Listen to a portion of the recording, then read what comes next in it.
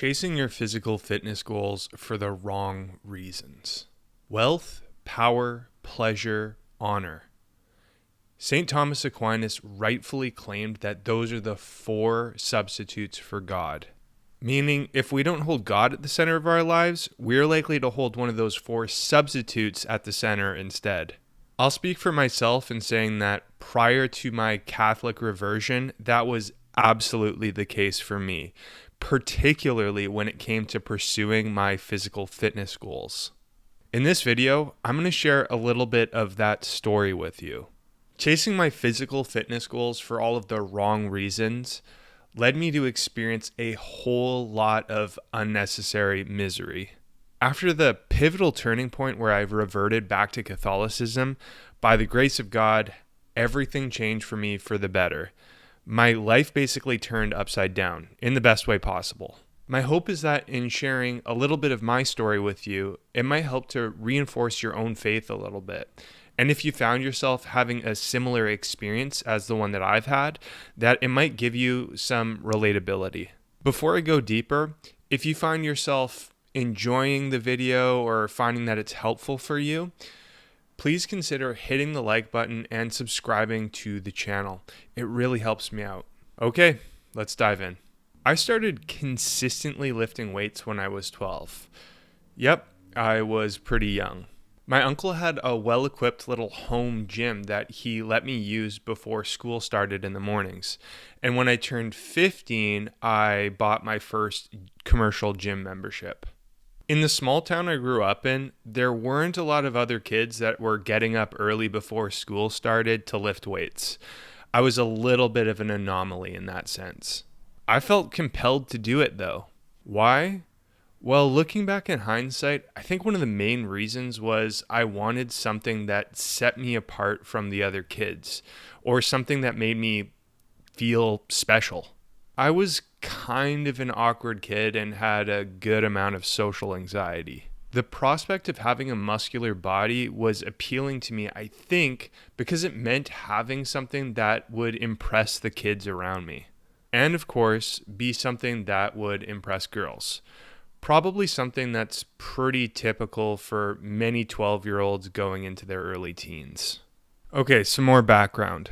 Until the time that I graduated from high school, my mom made sure that my brother and I went to Mass every Sunday. I was baptized, confirmed, and received the Eucharist every Sunday at Mass, but I didn't really understand my faith. Honestly, I kind of thought of going to Mass as a chore, and I definitely didn't go out of my way to go to confession. At least, I don't recall going maybe more than once or twice after the time I was confirmed. So, although I did receive the sacraments outside of confession, I didn't really understand much about Catholicism, and I didn't do anything to go out of my way to learn more about it. That's something that I think is pretty common among many, many young people who were brought up into Catholicism over the past decades. I bring all of this up to say that despite going to Mass every Sunday, Christ wasn't the center of my life. Naturally, it was Aquinas' four substitutes for God that I sought out to fill that void. When I was living back home, I lifted weights all the way until I graduated high school and moved away to go to university. And again, I was doing this all without any real thought of God. My goals were fixed on building muscle to get the attention of others, to ultimately inflate or elevate my own ego or my pride. In terms of Aquinas' four substitutes, I think my own desires could be best described as stemming from the fourth one, honor. And more specifically, honor in the sense of inflating my own pride. Unfortunately, immediately upon graduating from high school and moving to university, I stopped going to Mass entirely and pretty much lost sight of God completely. The pursuit of my physical fitness goals stemmed pretty much entirely from my desire to inflate my pride. This is probably pretty common for a lot of young men who lift weights, and that's one of the reasons why I'm sharing this with you. Through university, my disordered desires were amplified. I was in a purely secular environment that was very left-leaning and liberal. See, I studied classical music, which, and I don't want to make an overgeneralized statement here, from my experience was a pretty woke environment, at least in a university setting. Don't get me wrong, studying classical music is a wonderful thing. I'm pretty sure God directly worked through many of the greatest composers, and you can hear that in their masterpieces, their greatest works. If you've ever heard the symphonies of Gustav Mahler, then you know what I'm talking about. I think one of the pitfalls of studying classical music in a secular university setting is the revolvement around feelings and emotions. Not to say that emotions and feelings are bad, especially in the context of classical music, but that they shouldn't be the primary sources of making decisions in one's life. Using reason and logic should always be used to supersede emotions and feelings when making decisions. That's what I've learned. Music is a very emotionally driven field, so naturally, much of the university music environment revolved around that. It was very left and it was very woke. At the time, I didn't really understand most of what I'm mentioning right now. I didn't really understand what far left or woke really meant. That was all just what was normal to me. Everything that I'm mentioning right now are observations that I've made in retrospect. I also need to mention that throughout all of my music studies, I don't recall really any conversations or any thoughts revolving around Catholicism or God.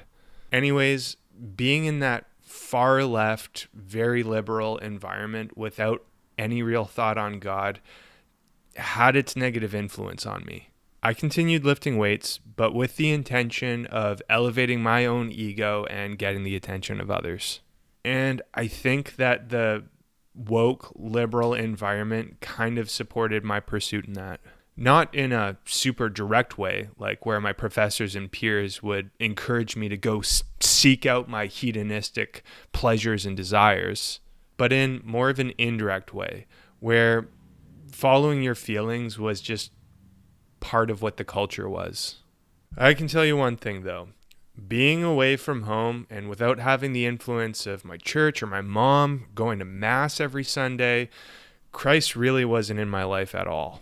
In sharing all of this with you, my hope is to give you an honest idea of what my context was like at the time and where my head was at. If you can relate to this at all, or if you had a similar experience, let me know in the comments. Over the years, both throughout grade school and university, I made a good amount of progress with my physical fitness goals.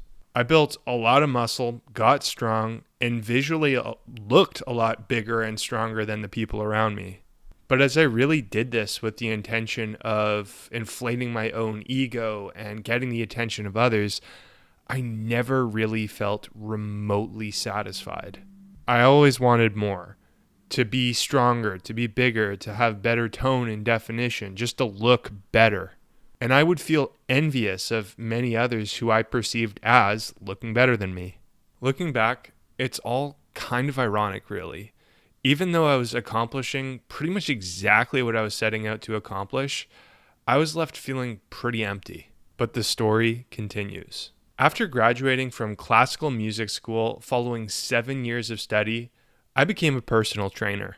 Yep, it was a pretty dramatic career change. And there is a story behind it. But I'll save that for a topic for another video. I loved lifting weights and I loved making progress. So the prospect of helping other people do that was very appealing to me.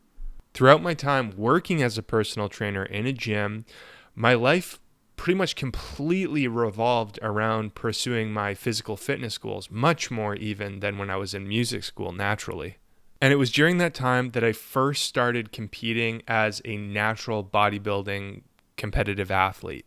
I was pretty obsessed, to be honest. I was at the gym pretty much all of the time, either lifting, training others, prepping for competition, or seeking out more education and knowledge through different courses and other online means to get an even better idea of how I could make more progress. It was everything I wanted on paper, a time where I could focus myself entirely on pursuing my physical fitness goals. But as you can probably guess, I still felt pretty empty. Even after getting first place, getting a gold medal at my first natural bodybuilding competition, I still wasn't entirely happy. Don't get me wrong, upon immediately winning the competition, I did feel pretty joyful in the moment, but the feeling faded really, really fast. See, in seeking out the elevation or inflation of my pride in particular, I was ultimately hoping to reach some kind of state of happiness. Without realizing it, I was trying to fit my physical fitness goals into the God-shaped hole in my heart, thinking that that was the answer. And of course it wasn't. Basically, I was chasing things that had no hope of leaving me feeling happy, satisfied, or fulfilled. Only that could have been accomplished through God. Not long after that first bodybuilding competition, I moved back to my hometown and started an online fitness coaching business. And with that, my goals changed a bit. First, not only did I have the desire to simply inflate my ego through building more muscle and getting stronger, but now I wanted to win competitions. So I suppose, simply speaking, my ego inflating goals were accentuated even further. I wanted the honor or the fame or the extra pride that would come from winning competitions. Second, I felt more of an attraction to Aquinas' first substitution for God, wealth. With the creation of my online fitness business, I began to have dreams of making thousands and thousands of dollars through that. Yep, another material goal. As the years went by, I did continue to make more progress, both with the development of my physique and in the growth of my business. I began making more money. There were definitely ups and downs, but overall the trend was upward leaning. And my physique improved too. I got bigger and stronger. I was continuing to do competitions as well, and although I wasn't winning many gold medals, I was still performing and looking really good. I had this hope in the forefront of my mind that if I kept pushing, eventually I'd break through the walls and get to this place of fulfillment and happiness, all in pursuing these material goals. And from the progress I was making towards my material goals, technically speaking, I should have been happy. I was making tons of progress, but I wasn't. I was still unsatisfied, unhappy, and felt empty. And I still wasn't going to Mass. Okay, remember how earlier I mentioned that one of my material goals in building a muscular physique was to get the attention of girls? Well, I entered into a serious relationship as a byproduct of that. We ended up getting engaged and moving in together. For those of you who are watching and listening to this right now, you might be thinking, yikes, brother, that's not good. And you're right, it was not good. I'll save you the details, but our time together in retrospect was immoral and bad. And the relationship also caused a massive rift between myself and my family. So not only did the pursuit of my material goal not lead me to the satisfaction, fulfillment, and happiness that I was looking for, but it led me basically to the polar opposite of that. Through the discomfort of the relationship and the rift between myself and my family, it created a lot of pain and suffering and ultimately misery. And not just for me, but for her too.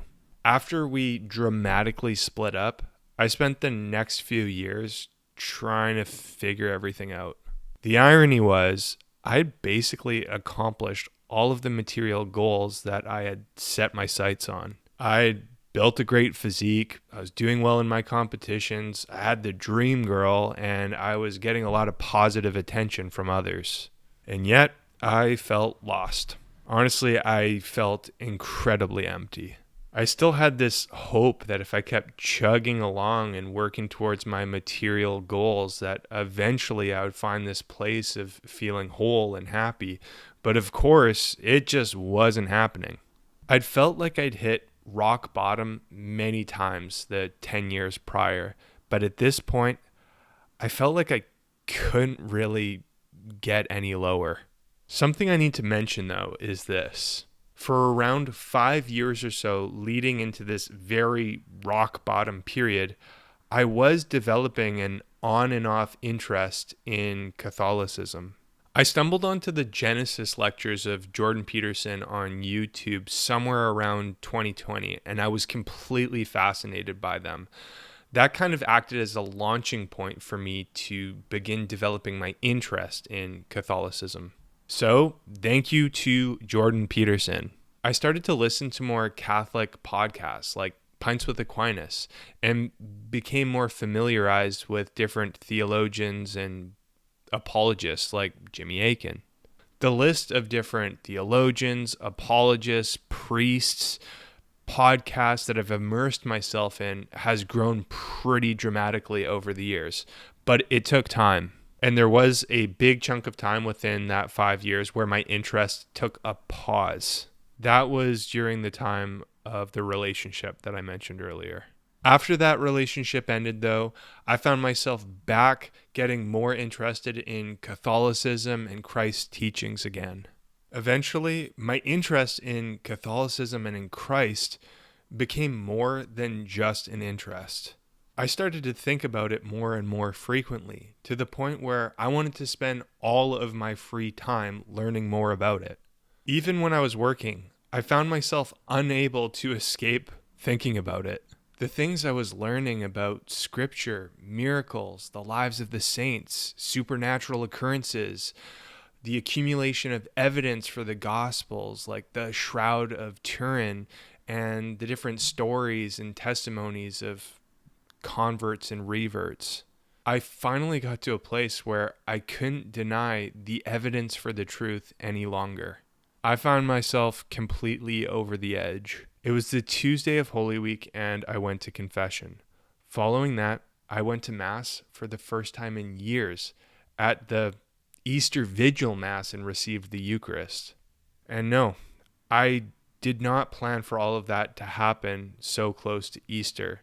All part of God's plan, I think. Pretty incredible.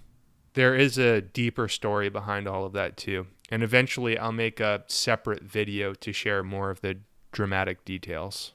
I'm sharing this with you now to show you that there was a point of completely reverting to Catholicism, where I experienced a total paradigm shift. Over the weeks and months following this, I really began to question everything I was doing and why I was doing it, including the whole fitness thing. Up to this point, everything I was doing revolved around Aquinas' 4 substitutes for God. But finally, I realized I just needed God, not a substitute for him. That's what I was missing.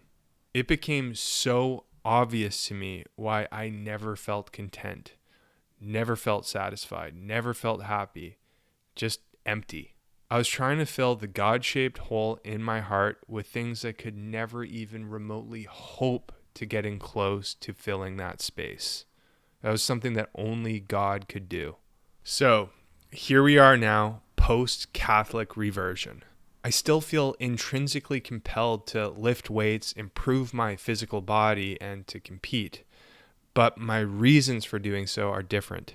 Instead of doing so in the pursuit of material things, I'm doing so in an attempt to bring glory to God. You might be wondering, well, in what way are you doing that? Honestly, I'm not 100% sure on the specifics of that just yet. My mindset is fixed to follow whatever path God has laid out for me, to follow his guidance and to not try to seek out material things in some kind of disordered fashion. Where will that lead? I'm not sure, but I know that what God has planned is infinitely better than I could hope to micromanage for myself. One thing I can tell you is this. I've had more peace of mind trying to be open and listen to what God's plan is since my reversion compared to the 31 years prior to that all put together. And I'm telling you, everything is better. And not just a little bit, a lot. So there you have it. When it came to accomplishing my physical fitness goals, I came from a place of trying to do so in an attempt to accomplish my disordered material desires, especially wealth and honor out of Aquinas' 4 substitutes for God. And I chased them for years. They left me feeling hollow and empty, and even led me to a place of feeling some pretty intense misery. It wasn't until I reverted back to Catholicism and finally accepted and understood that what I was missing was Christ that everything became infinitely better for me by the grace of God. Hopefully, in sharing this with you, it helps to reinforce your faith a little bit, or it helps you along your own journey getting deeper into Catholicism, especially if you found yourself having a similar experience as what I've described. At this point, I'd love to hear from you. Let me know about your own experiences and thoughts about what I've shared with you in the comments. Thank you so much for watching and taking the time to listen to my story, and I hope by the grace of God it helped you out a little bit. Thanks again, and I'll see you in the next video.